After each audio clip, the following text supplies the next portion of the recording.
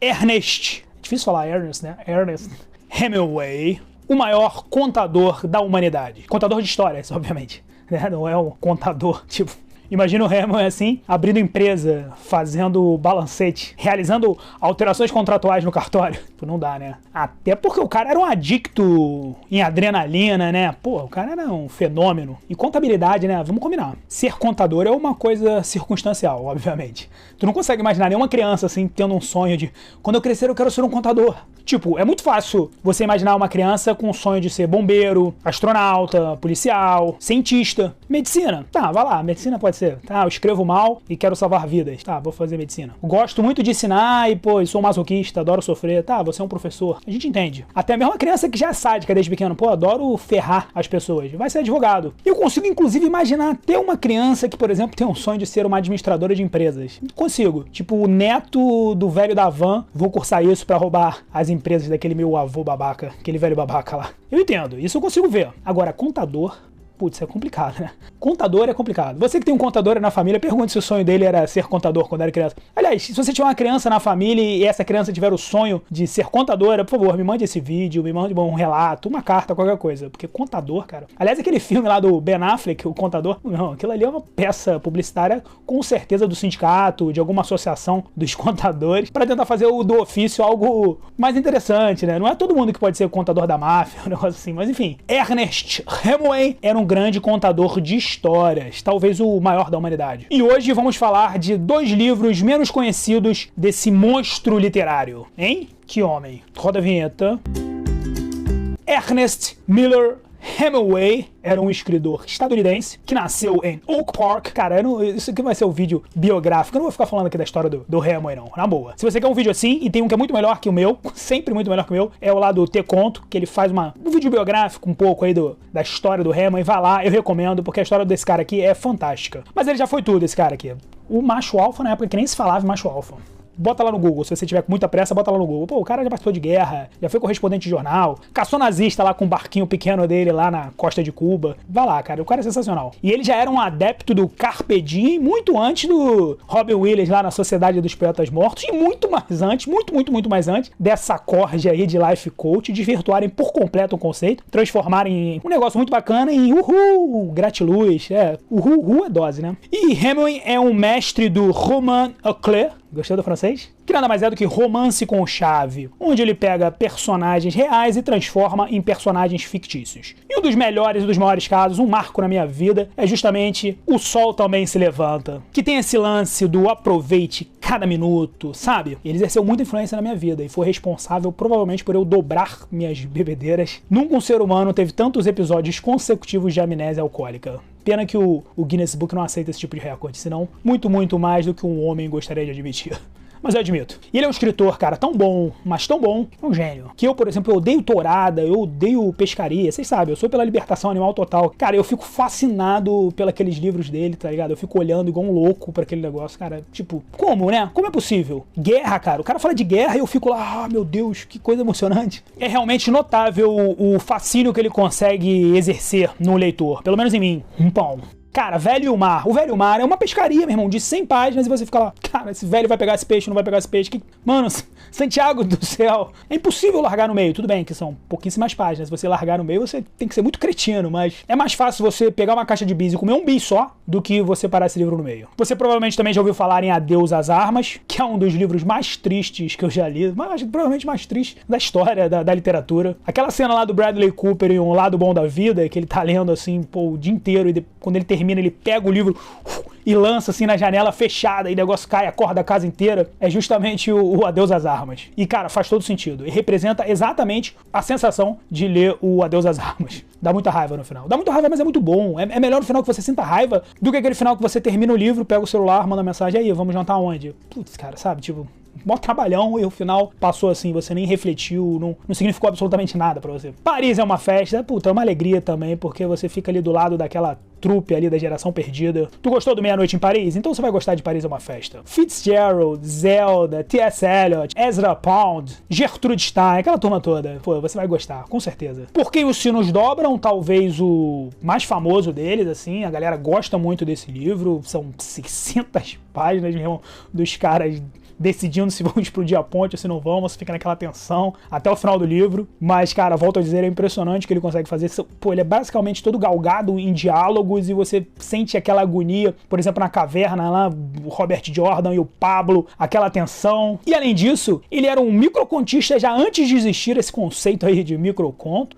Vende-se sapatinhos de bebês nunca usados. Putz, o nome do conto é o microconto. É incrível. Pô, se você não conhece esse, meu amigo, tu não participa de nenhuma comunidade literária. Sério, pô, todo dia tem um post desse conto dele lá, desse microconto. E ele também era um novelista, ele era um contista de primeira, pô, Os Assassinos. Ele deu dicas e inventou teorias literárias, a mais famosa delas, a teoria do iceberg, né? Que você também pode acompanhar lá no canal do Peu. Peu ensina essa teoria pra você lá no T-Conto. Eu vou deixar o link aqui quando terminar o vídeo pra vocês adquirirem um pouco de sabedoria, porque aqui você só desaprende. Mas hoje eu vim falar de 2 livros menos conhecidos que me arrebataram, cada um ao seu modo. E essas 2 histórias, elas trazem justamente esse traço marcante do autor e de sua vida, né? Esse senso de urgência das coisas, aproveitar ao máximo cada instante, das coisas mais ordinárias às mais espetaculares. E como a vida do Ernest é um grande romance, é uma saga, na verdade, monumental, ele consegue transportar parte do seu próprio enredo, da sua própria personalidade para a história e para os protagonistas. É um negócio fora do comum.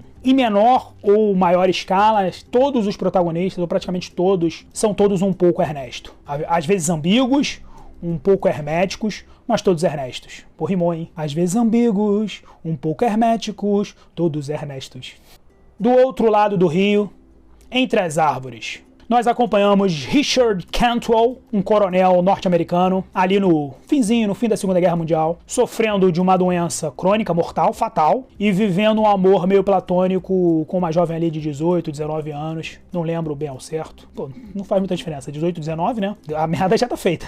Num esquema meio Antes do Amanhecer, sabe aquele filme fofinho? Só que ambientado em Veneza. Veneza ricamente detalhada, putz, é muito bom. Quando você vai ver, você parece que você tá lá em Veneza, andando de gôndola. E eles nem andam tanto de gôndola, assim, todo mundo acha, gôndola, vou andar. Eles andam um pouco de gôndola, né, pra que fique bem claro. E novamente é um romance, cara, todo baseado em diálogos, e os diálogos, putz, são certeiros, são diretos, convencem. E o coronel, ele é meio fanfarrão, ele é meio bruto, mas ele tem uns momentos ali de reflexão, ele tem um momento assim de fofura. E é um grande personagem, um ótimo personagem. Não chega a ser o Lolita, porque ele tem certa consciência das coisas ali que ele tá fazendo, né? Mas mesmo assim, hoje eu acho que ele seria cancelado. Eu acho que nenhuma editora ia topar essa empreitada, não. Não sei, era o Hemingway, né? Ele não gostava de deixar barato também. Talvez ele desse umas porradas e publicasse, não sei. Agora, esse outro aqui, meu amigo, As Ilhas da Corrente, é um negócio fora de série. Eu falo muito fora de série, mas esse é realmente fora de série.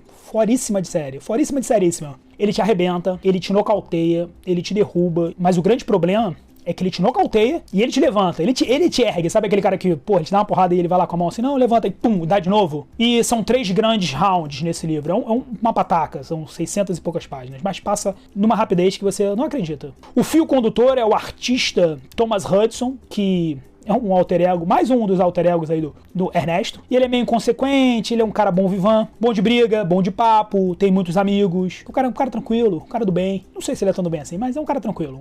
As pessoas gostam dele. E aí, primeira parte, nós temos as férias, onde ele recebe os seus 3 filhos num pequeno vilarejo do Caribe, numa praia, assim, gostosíssima, aquela de areia branquinha, sabe, assim, bom, eu tô imaginando isso, porque não dá pra ver, né, mas, e aí tem uns barzinhos, aí tem uns navios que param lá, e é uma diversão, e aí você vai lendo, começa a se sentir, porra, parte desse clã fantástico aí, que é esse Thomas Hudson, os filhos dele, e o amigo, e uma amiga, e o cara que é o dono do boteco, sabe, putz, o outro que trabalha pra ele, num ambiente cheio de camaradagem, sabe, muito provinciano, um ambiente muito provinciano. E aí no final dessa parte, cara, depois de 300 páginas, sei lá, nós temos um choque assim, cara, que derruba. Se você não tem estômago forte, cara, se você é uma pessoa muito sensível, eu não recomendo que você leia esse livro. Sério mesmo. Porque ele não prepara, não, tá ligado? Ele não faz igual a novelinha da Globo, que você meio que já sabe, vai acontecer isso. Não. Aqui vem, você fala, de onde chegou? Como assim? Volta umas 3, 4 páginas e fala, que isso, cara? Da onde? Eu li errado, não é possível. Você começa a duvidar da sua capacidade cognitiva se você foi bem alfabetizado. Eu, sinceramente, é porque a minha memória também não é lá essas coisas assim. É pra algumas coisas, mas pra outras não. Eu não me lembro de ter ficado arrebatado assim com outro livro, pelo menos com uma primeira parte de outro livro, sabe? Não me lembro mesmo. Serinho. Eu achei muito pior lá que o Adeus às Armas, aquele final lá do Adeus às Sério. Eu achei muito pior. Eu acho, inclusive, agora no campo das relações, que o que acontece nesse livro é um dos piores pesadelos do próprio autor, sabe? Por isso que ficou assim tão pesado e tão real. E assim, não deu nem pra ouvir muito o que o autor acha ou achava desse livro, no sentido porque é uma obra póstuma, né? Então ele não teve oportunidade de falar muito sobre ela. Tudo bem que ele já não falava muito no final, mas na segunda parte do livro, cara, esquece aquele lance alegre. Puta, na praia, assim, mano, é sombrio. É todo passado num bar, assim, você vê que o cara tá muito derrotado, arruinado. O Thomas Hudson, ele virou um soldado voluntário lá em Cuba e usa o seu barquinho lá pra patrulhar o litoral, sacou? Percebeu? E é claro, obviamente, que não podia deixar de ser, nós temos a segunda porrada na boca do estômago, que também é muito grande, sabe? Tipo, se você tiver um estômago fraco, você não levanta. Pelo bem da literatura, eu levantei. E a última parte, ele vai para o mar, em sua embarcação, então ele é o capitão, e ele é o capitão de uma missão que vai ao encalço dos nazistas, um submarino, parece que naufragou, afundou. O submarino ele afunda, ele sobe, eu não sei. Quando dá errado, o que acontece? Ele afunda, né, obviamente, né? Ou então ele sobe sem despressurizar, não sei. Mas deu ruim no submarino lá nazista e alguns conseguiram escapar. E ele vai justamente no encalço desses nazistas para não deixar que esses caras tenham sucesso nessa fuga deles. E ele é muito mais focado na ação, obviamente. O derradeiro golpe, cara, aqui meio que você já tá até esperando, assim, não tem a emoção dos outros dois, mas ainda é pesado, Hemingway, pô, você, hein, cara, eu vou te contar uma história, hein. Ele é menos eficaz, obviamente, porque não sobrou muita coisa dos outros, tipo, não dá pro cara fazer milagre também no final da história, não sobrou, já tava só em ruínas, assim. E aí você fica com aquele nó górdio na garganta, aquele nó gordo que você não consegue... E é soco, cara, sério, é só nocaute. Eu nem gosto disso. Cara, eu acho que foi um dos melhores livros aí que eu li no último semestre. Disparado, assim, mas disparadaço. E aí, ainda no campo das divagações, cara, uma coisa que eu sempre achei muito curioso, e agora mais lendo esses outros livros que eu não conhecia do Hemingway, é que como ele suicidou, é estranho porque ele se projetava muito nos protagonistas. Os protagonistas dele não cogitavam, aliás, até falavam sobre o suicídio, mas nunca foi uma questão assim. Eles sempre acharam, não, de maneira nenhuma vamos suicidar. E eram caras que, porra, mesmo, sofreram muito. Mas ele imbuído de uma missão, de algum propósito na vida, ele continuava, sabe? Até alguns melancólicos lá. O do Sol também se levanta lá, que o cara tá meio pra baixo e tá só na cachaça e querendo viver a vida. Ele tá mal. O Adeus às Armas, pô, no final, cara, e o cara segue, né? Tipo, esse da Ilhas da Corrente, Thomas Hudson, mesma coisa. O Robert Jordan, no final lá, cara, que ele, putz, ele tá brigando ali pra ver se ele continua vivo ou não, sem dar spoiler, né?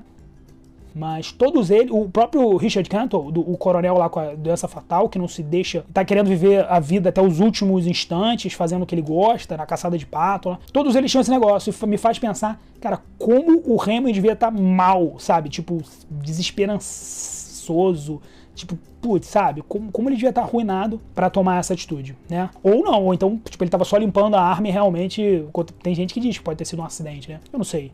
Isso aí é melhor às vezes você não saber o final da história. Esse é um final aberto legal. Tudo bem que não pode ficar fazendo teoria da conspiração também, que é um saco teoria da conspiração, né? Mas enfim, algumas, outras são legais. Esse foi o Pad que eu resenho. Na semana seguinte, provavelmente já voltamos com a programação normal do Manda que eu resenho, que é o foco desse canal, né? Se você gosta do Hemingway, pô, em homenagem ao grande escritor, você vai se inscrever aqui ou não? Deixa um final em aberto. Não quer se inscrever? Vai se inscrever? Não vai? Não sei. E aproveite, acompanhe o nosso querido Esculachos Cacofônicos. O último episódio tá muito bom, que é Bandido Bom é Bandido Morto. Não é o que você tá pensando. É um clickbaitzinho. Eu não consigo mentir. É meio clickbait.